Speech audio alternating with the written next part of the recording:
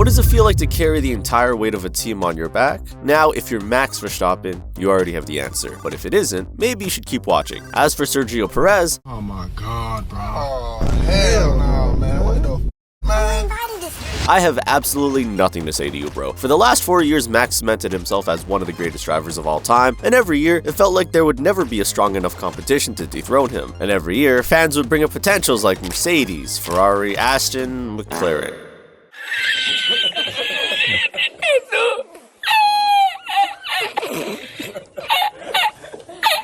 My bad, forget I said McLaren. But you see, these heavy hitters all tried and they all failed. And this guy, Max, started looking like Thanos. I am inevitable. Up until Silverstone 2023. But long before that, the 2023 season began in Bahrain. From the very first laps, the Red Bull car was untouchable. Verstappen pulled away as if he were racing himself.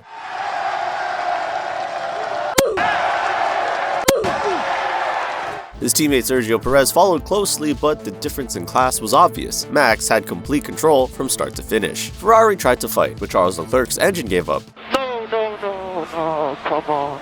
Not surprising considering Ferrari engines age like milk in the sun. One lap too long and they're cottage cheese. Mercedes also struggled with a car that felt uncomfortable. Interestingly, Fernando Alonso shocked everyone by finishing on the podium. Really crazy to say because this guy used to be a regular on the podium. But from the start, you could already tell that Red Bull, from the start, you could already tell that Max was going to be the force of 2023. Alright, Max, do you want some music? Sure. My god. It's not good enough, you know. Alright, what about this one? You think that's better? I guess there's only one song that we can play now. Oh, yes! Woo! Really good. Good stuff.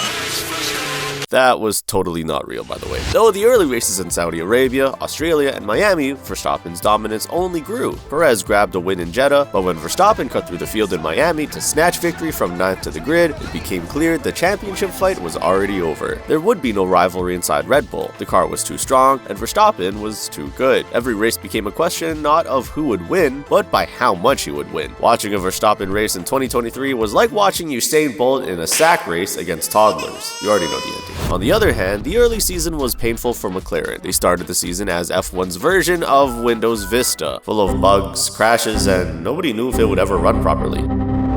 Their car at the start of the year was so slow and clumsy, Lando Norris could do little but fight for the small points, while Oscar Piastri, fresh from Formula 2 and making his rookie debut, looked like he was just trying to keep his head above water. At this stage, McLaren was nowhere near the front. Some even wondered if they had made a mistake with their new direction, but inside the team, work was being done. New parts were being designed, upgrades were being planned, and hope was being stored away for later. By the time the season reached Europe, Verstappen had already started his long streak of wins. He conquered Monaco in the rain, Spain, Austria, Canada, you name it, bro. Nobody could touch him. Each weekend, he pulled further away in the standings. The only drama left at the front was whether he could win every single race of the season. This mother don't miss. No, he's good. That mother don't miss, man. He's good.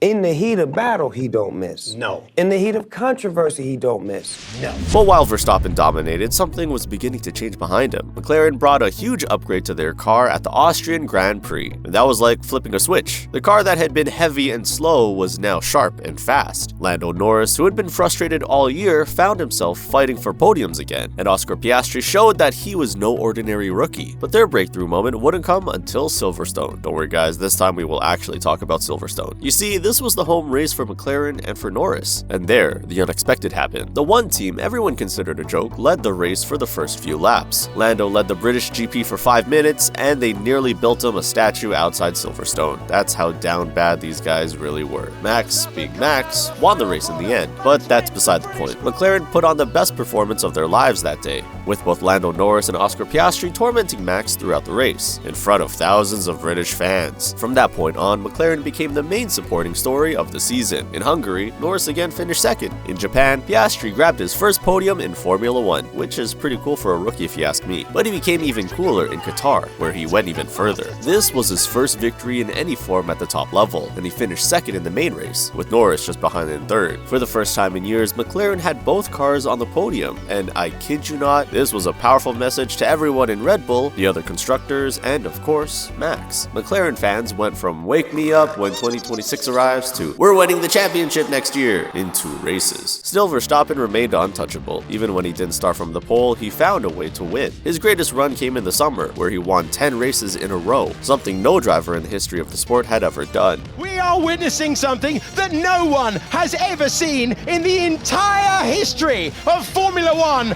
A landmark for Max Verstappen. Max Verstappen wins 10 Grand Prix in a row. It was as if no obstacle could slow him down. Each race felt like watching a masterclass. By the time the season reached Japan, Red Bull had already secured the Constructors' Championship, and Verstappen was crowned world champion in Qatar with races to spare. He had 19 wins by the end of the season, an achievement that almost defied belief. Yet, for all that dominance, the year was not only about Verstappen. If you were a McLaren fan that year, you could already sense the feeling of a new rivalry being born. They basically gave their fans something to hold on to. Lando Norris showed that he could fight at the front if given the tools. Oscar Piastri proved he was no ordinary rookie. Together, they gave McLaren back its pride, turning a hopeless start into a season of promise. The season closed in Abu Dhabi, and once again, Verstappen won with ease. Perhaps just to remind everyone whose story this really was.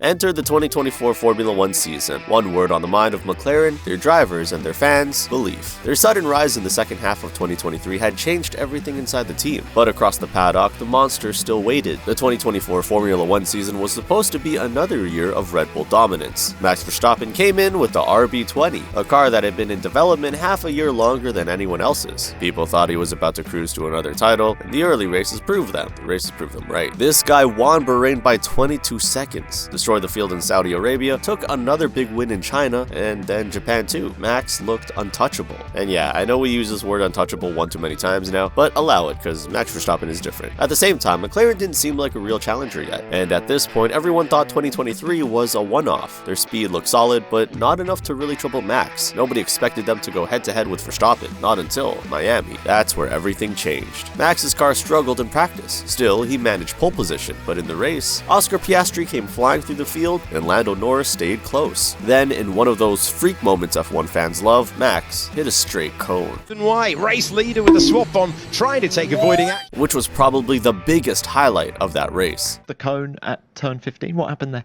I didn't like it, so I decided to take it out. The damage was enough to slow him down, the safety car timing played into McLaren's hands, and Norris grabbed the lead. This time, Max couldn't fight back. McLaren had beaten him fair and square. For Norris, it was his first ever F1 win. For McLaren, it was a sign that they really had a car that could fight for victories. And for Max, his ass had been set on fire. They were coming for him. From Miami onwards, the season turned into a running battle. McLaren pushed closer and closer. In Imola, Monaco, Canada, and Barcelona, they were right there with Red Bull. Sometimes, Norris even passed Max on the track, something most drivers could only dream of. But the problem was that Verstappen always found a way to hit back. McLaren would throw everything at him, and Max would somehow still come out on top. That stretch of races showed two things. First, McLaren had the fastest car on several weekends. Second, Verstappen's sheer skill was the only thing keeping them from running away with it. Piastri and Norris were flying, but Max still racked up wins in races where, on paper, he shouldn't have. Norris especially changed after Miami. Before, he seemed happy just making the podium, but once he knew he could win, second place no longer satisfied him. Yeah, I don't think it was some of my best laps, but still P2, so I can ask for a lot more. This guy wanted more. Second place started tasting like Daniel Ricciardo's career choices. For Ricardo. And that hunger turned every race into a personal mission to beat Max. The rivalry reached boiling point in Austria. McLaren locked out the front row in sprint qualifying, only for Verstappen to steal pole by a hair. In the sprint itself, Norris attacked again and again, but Max defended with everything he had, and Piastri even slipped past his teammate in the chaos. Verstappen still won. Then came the main race. For most of it, Max had control, but a slow pit stop cut his lead and brought Norris right back onto his tail. What followed was pure fireworks. This time it's the outside line inside. Oh, they make contact. He's got a puncher. He's damaged his front wing. The leading contenders for the World Championship come together at turn 3. Both drivers ended up with punctures after a clash, tumbling out of podium contention. George Russell came through to take the win, but the real story was Verstappen and Norris colliding at the front. I think we've seen this sort of rivalry in a totally different sport. By the second half of the season, the cracks at Red Bull were hard to ignore. Sergio Perez had been solid in years past, but now his struggles were becoming a weight on the team. Qualifying mistakes, race day errors, and a lack of pace meant that week after week, Red Bull's hopes rested squarely on Max Verstappen. He was carrying the team on his back. At this point, Red Bull should have renamed the RB20 to the MV1. Meanwhile, Lando Norris and Oscar Piastri became a force that operated almost like a pack. If Norris wasn't there to pressure Max, Piastri was. If one fell behind, the other picked up the fight. For the first time in years, Verstappen was outnumbered. It changed the way races felt. But the 2024 season had one pattern. McLaren would surge, they would challenge, they would inspire hope, but every time they reached for the top, Verstappen was there to slam the door shut. Max was still the giant, the one-man army, the champion who could turn away two hungry challengers at once. By the end of 2024, McLaren had climbed higher than anyone expected, but the scoreboard didn't lie. Max was still the man holding the trophy, so 2024 ended with tension hanging in the air. That was the heart of the battle. Max had brilliance, but McLaren had unity, and deep down, everyone watching knew what it meant. If things stayed this way, the future was about to change. Those moments built the monster we're watching this season. McLaren are no longer the underdogs, they're the main event. The first race in Australia told us everything. Lando sticks it on pole, controls the whole race, and Verstappen is right behind him the whole way. Every lap you're waiting for Max to dive bomb, but it just doesn't happen. He wins in Australia. McLaren hasn't done that since 2012, and more importantly, Max's streak of always leading the championship finally dies. That one stung for him, and it only got worse for Red Bull and Max from that point. Oscar takes his first ever pole in China, cruises the race like he's been doing it forever, and Lando makes it a McLaren 1-2. And for the first time, Max was nowhere near them. And suddenly, for the first time in years, Red Bull looked lost. But Max being Max, he punches back. Japan rolls around, he takes pole, and this time, he destroys them. Bahrain and Saudi both go McLaren's way. Oscar looks sharp, Lando's right there too. And for the first time, Max doesn't look untouchable. In Saudi, Oscar actually wins while Max gets hit with a 5-second penalty that drops him back. Just like that, Piastri's leading the championship. First Aussie to do it since Webber. Suddenly, it's not just Norris versus Verstappen anymore. Max now has to fight two kids at once. Red Bull went from Max versus the world to Max versus daycare. Then Miami comes around. Everyone thinks this will be Max's big comeback. He takes pole, looks strong, but safety car timing works perfectly. Lando sneaks ahead of Oscar, and McLaren take another 1-2. For the first time since 2021, Max had no answer. And that's when it becomes clear that Red Bull is really just Max. Perez is gone, and they gave a seat to Tsunoda, but Yuki's not helping at all. If anything, he makes Perez look better. And when you're nostalgic for Perez's consistency, you know it's bad. I mean, just take a look at this.